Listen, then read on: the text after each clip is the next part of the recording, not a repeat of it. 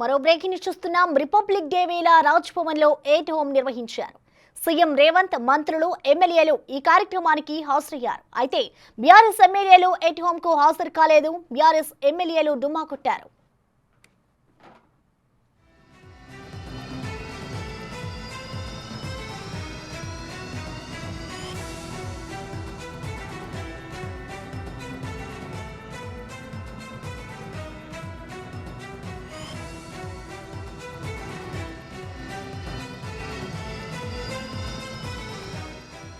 Republic day వేళ రాజ్ భవన్ లో at home నిర్వహించారు. సీఎం రేవంత్, మంత్రులు, ఎమ్మెల్యేలు ఈ కార్యక్రమానికి హాజరయ్యారు.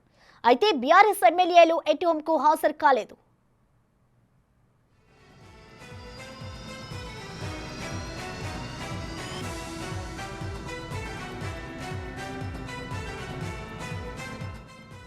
దీనిపై మరిన్ని అప్డేట్స్ మా ప్రతినిధి సాదిక్ అందిస్తారు. సాదిక్.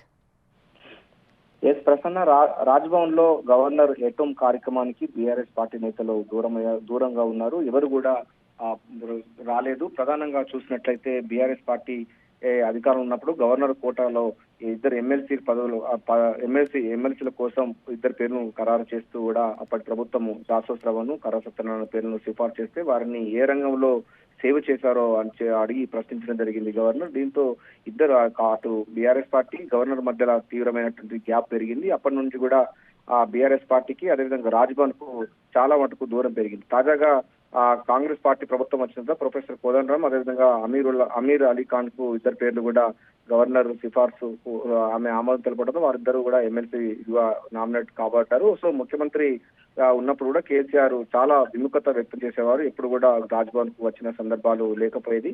కానీ ప్రజాస్వామ్యబద్ధంలో రాజ్యాంగబద్ధంలో రిపబ్లిక్ డే సందర్భంగా సాయంత్రం తేనేటి విందుకు అన్ని రాజకీయ పార్టీలకు అతీతంగా రావాల్సిన అవసరం ఉంటుంది.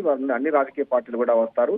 కానీ ఈసారి కానీ గతంలో కానీ ఎప్పుడు కూడా బీఆర్ఎస్ పార్టీ గవర్నర్ ఇచ్చే తేనెటి విందుకు రాకపోవడం విస్మయానికి గురి చేస్తుందని కూడా ప్రజాస్వామికవాదులు అదేవిధంగా చాలా మంది ప్రజా సంఘాలు కూడా అంటున్నారు. ఇట్లా బీఆర్ఎస్ పార్టీ పెడచెవి పెట్టడం సరికాదని కూడా అంటున్న పరిస్థితి. ఈ తాజాగా మనకు చూస్తుంటే ఈ యొక్క దానిపైన కూడా అంటే కడియం సీఆర్ కూడా గవర్నర్ పైన కూడా తీవ్రమైన హాట్ కామెంట్ చేశారు. తాజాగా కేటీఆర్ కూడా ఘాటుగా విమర్శలు చేశారు.